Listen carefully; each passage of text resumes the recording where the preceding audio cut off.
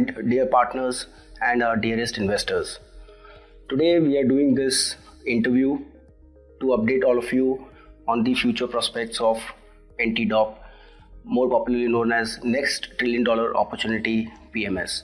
Just to give you a little background of our NTDOP PMS, it is our flagship PMS which was launched way back in August 2007. Therefore, the fund has completed now 16 years of track record. This fund has lived through many ups and downs, and over a period of 16 years now, this fund has delivered XIRR of 14.2% and 3% outperformance over the benchmark over the last 16 years period. So without taking too much time, I would like to first introduce with me Mr. Prateek Agrawal. Prateek has joined us close to a year back. He is the Executive Director heading Business Strategy and Investments for MOAMC. Also along with him, we are joined with Vaibhav Agrawal. Vaibhav has a rich experience of over a decade. He has studied London School of Economics, and he has been associated with the AMC right since 2014 when he was managing a proprietary PMS. But more recently, he is formally inducted into the AMC to manage our portfolio management services and alternate investment funds. But before I speak to Vaibhav, I would like Prateek to give an outline of how he has kind of shaped up MOAMC's QGLP investment philosophy, as well as some of the risk management policies which you have recently highlighted. Some of your thoughts around how MOAMC looks at things from investing perspective. Now here we have taken several steps. Gone are the days when we would have upwards of 10% holdings in a stock. I am told we crossed 20% also single stock in the past. Now everything is below 10%. Only in one fund we may have one stock closer to 10, otherwise it is 7% or below. In fact, if you take top 10 of our names, the weightage of top 10 for our names across the house, we would be less concentrated than the index. And in that manner, our single stock concentration risk is lower than that of the index. We would be less concentrated versus our peer set. Now look at it this way: a Sensex is a 30 stock construct, a Nifty is a 50 stock construct. Day after day, both the constructs have very similar outcomes. And I say this just to get across the point that as soon as you hit a 20-25 stock number, you achieve adequate diversification. And then our big difference is what happens after the 10th stock, 11 to 25, 11 to 30. We have meaty weightages there. So anything works, the portfolio benefits. Even if the biggest position gets hit because of something, the damage is very, very contained. So what we are really looking at is conviction across the board, with most of the names participating for the investor at most of the times. And that is what we believe brings in consistency. Now, in risk control, the first step is that we start with Q. High ROCE businesses, good promoters, good management. So that takes care of one element of risk. The other one is sizing that I spoke about. We are not index huggers in terms of sectoral listings, but we are index aware, and we work with what kind of deviation budgets are allowed on the mutual fund and alternate side. So that is the third element. Fourth, we are very diversified. So once the table of our managers has fleshed out the themes, if each one of the themes are included in the portfolio, that ensures adequate diversification. And lastly, what we also do is to share with the manager cuts on what happens if for example, interest rates move up, if for example, currency depreciates, if for example, Russia-Ukraine kind of an event escalates, if for example, COVID recurs and so on. how are we positioned, and just to make the managers aware and take corrective action in time. So, thank you, Prateek, once again. So, now I'll bring Vaibhav Agrawal to talk or to share his thoughts and perspectives, more specifically towards our NTDOP PMS portfolio. Now, you took this portfolio about 3 months back, and in the last 3 months, what we have seen that the color of the portfolio has completely changed from what it used to be, let's say, 15 years back, and to what it looks now. So, what were your thoughts? What is your perspective into creating this portfolio? Because we've seen 16, 17 stocks have been exited, fresh 16, 17 stocks have been put, some weightage changes. Of course, that is all leading to the performance on a shorter term basis. I think we are 3% outperforming on 1 month basis, whereas Alpha on 2 months basis. So all of these, of course, is leading to performance, but audience will try to understand that what has really changed out here. Yeah, so thanks, Akhil, for the opportunity. So I think, and also I think Prateek sir also sort of very elaborately outlined the investment process that we have. So I think there are 4 tenets qualitatively for TDOP that we're looking at.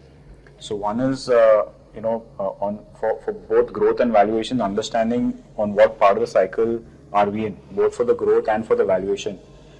Second is to sort of consistently focus on the themes that will provide us, long-term growth and buying them at kind of reasonable valuations.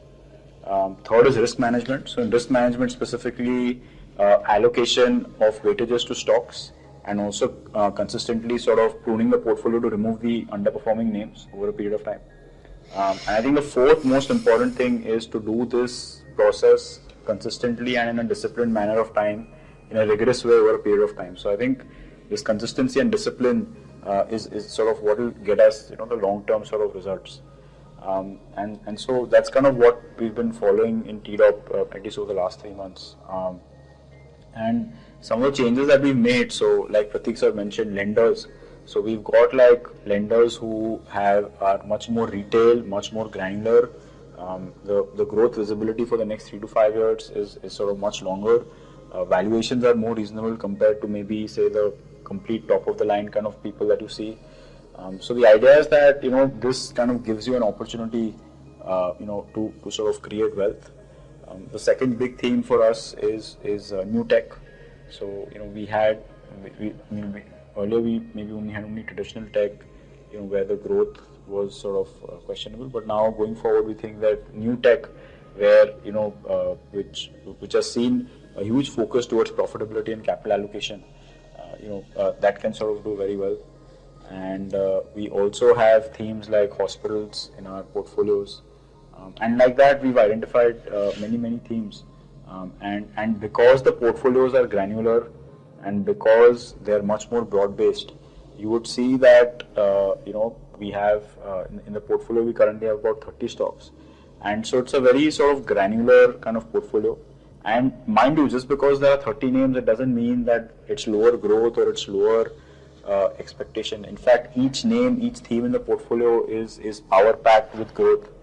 So each name has been very carefully curated, very carefully selected, and so that's why we think that this portfolio over a period of time, should sort of consistently give the kind of results that we're looking to get. Yeah. So I think 2 points coming out. One, that the growth has been dialed up from 17% to 24%, which is almost 7% uptick on the growth. So that growth quotient in the QGLP framework clearly is reflecting in NTDOP. But what I really find as a highlight is that the PEG or the valuations have really not gone up. Given that growth has gone up, doesn't mean that we are buying expensive portfolio, because the price earning to growth is still it used to be 1.2 times, it is 1.3 times. So you are getting high quality, which was always there in NTDOP. Now you are getting high growth and you are buying at very reasonable valuations. As they say, closer to 1 is where you're getting more and more reasonable in terms of entry points.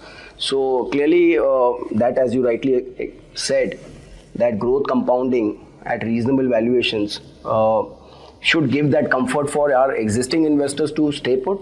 At the same time, I would say that it's a classic case where we should get more allocations. We are now showcasing our portfolio along with the themes. Yeah. And would urge the team and the investors to look at the portfolio along with the themes. They will quickly understand it and get comfortable with what we are doing. This is the method in the madness. This is a very sharply culled out portfolio. I would say all of our portfolios, including this one, is highest growth in EPS portfolios in the business. And like you are saying, on many valuation parameters looks comparable with the index. I'll say we now want to be true to the wrapper. Something we believe is NTDOP, next $1 trillion participation in the economy, leading that part of the economic growth and so on. We are trying to build a portfolio of those names rather than, starting from any other view. So start point is NTDOP. Yeah. No, absolutely. So we'll not go into stock specific, the way you are trying to coach us also, but we'll stick to the macro themes. One would want to know that, let's say consumer is again one theme where we have high conviction, but there's a change in stance from FMCG to high-end discretionary brands. So in this portfolio, how would you explain that? Why would you do this? What is the tailwinds you feel? And two sectors within this theme which we think might do well. So one is jewelry. So jewelry we think looks to be at an interesting inflection point. And there are players available who have reasonable growth.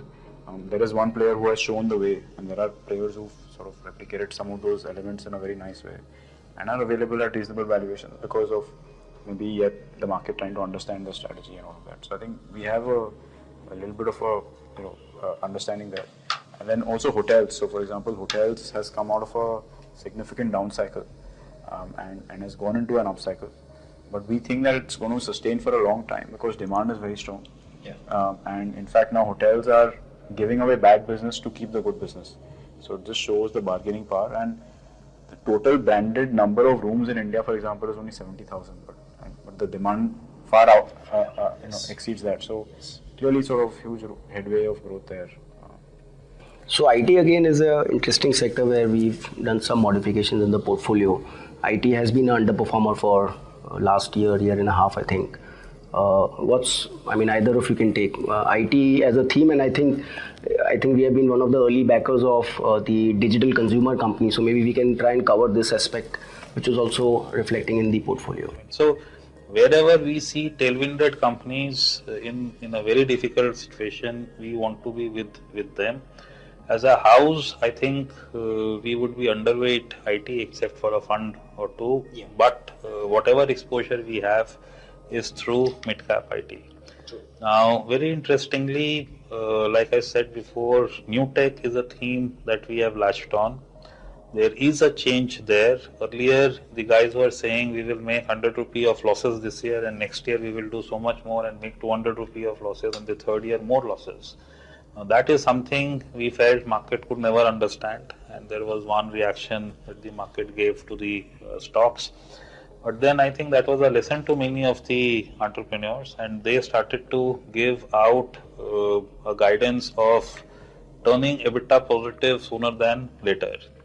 And many of these businesses are touching our lives.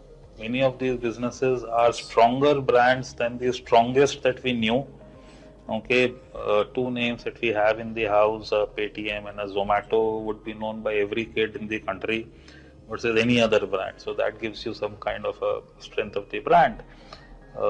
And if the management is now giving guidance of converting losses into profits, and already you are seeing net cash accretion on the books,